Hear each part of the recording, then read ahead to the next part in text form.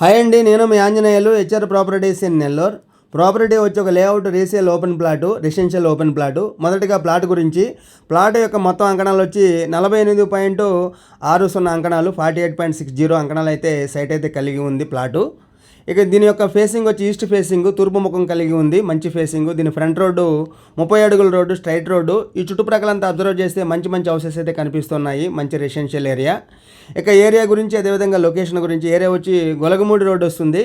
ఇక మనకు లొకేషన్ అయితే ఇతాక ఇంటర్నేషనల్ స్కూల్ ప్రక్కనే ఉంటుంది లేఅవుట్, ఆ స్కూల్ ప్రక్కనే వస్తుంది ఏరియా కూడా.